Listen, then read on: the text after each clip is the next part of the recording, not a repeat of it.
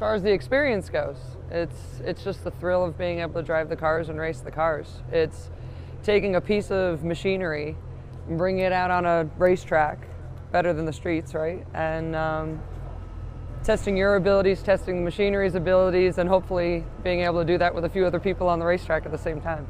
So it's a lot of fun just to be able to go out there and concentrate solely on one thing and have a blast doing it. So I love it.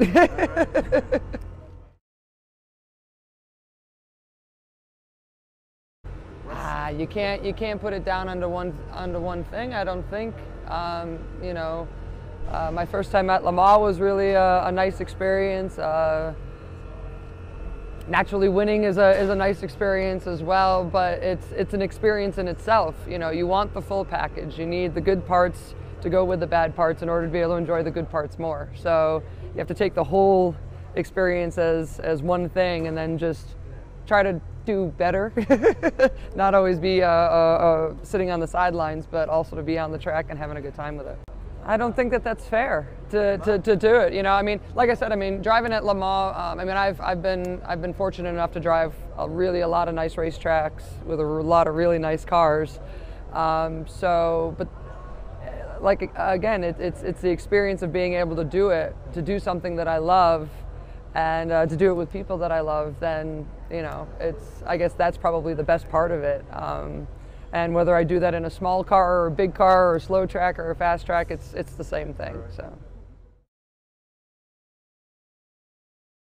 I wasn't actually. I was a mechanic working at a garage. It was my trade, and then my boss at the time had said, "Hey, you know, we're going out to do this ice racing thing." And I said, "You know, what is this?" You know, they literally, you know, this is ice racing. We're up in the Northeast and in the States.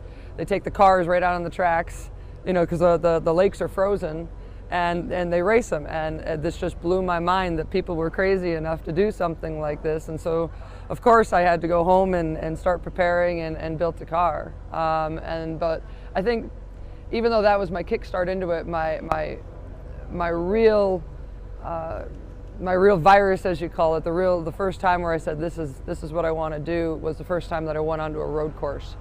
And then I knew, you know, that this was something that I was passionate about and wanted to do the rest of my life, hopefully. I was 17, 18. I wasn't, you know, I didn't start this when I was a little kid. I wasn't that lucky, so I got into it a little bit later. Yeah, I picked it up pretty quickly, I think.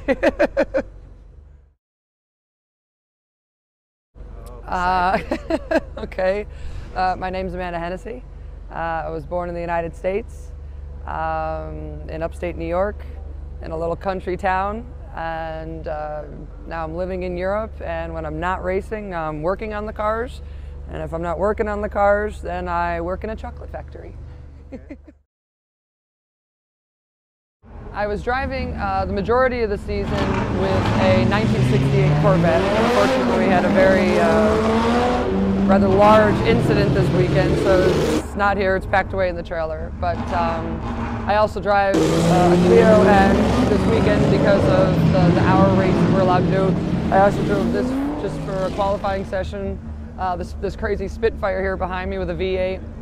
And then behind that is a 1956 Corvette, and I also got to race that in the hour race. So we're not bashful. We'll trade cars if everybody's nice enough.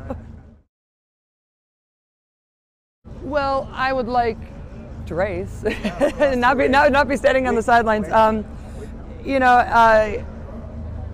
For me, it's important that I just be able to come out and do this.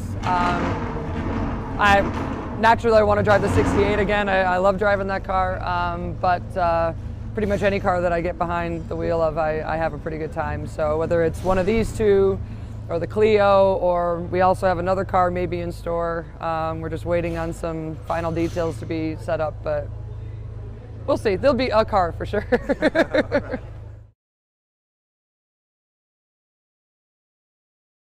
Not trying to age myself, but I guess at a certain point you tend to realize that even having done more predominant series, and then, you know, if you want to compare them as far as the publicity and the popularity and the costs,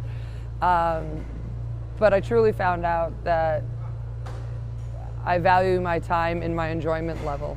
And whether I'm racing here with these guys or whether I'm racing in you know, ADAC or another series or something like this, I have to enjoy it.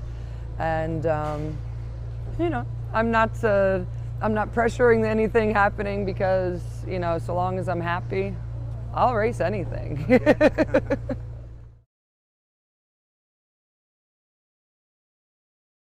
Well, I appreciate it, and it's always good seeing you guys, so hopefully next year we'll do something again. Thank you very much. Thank you.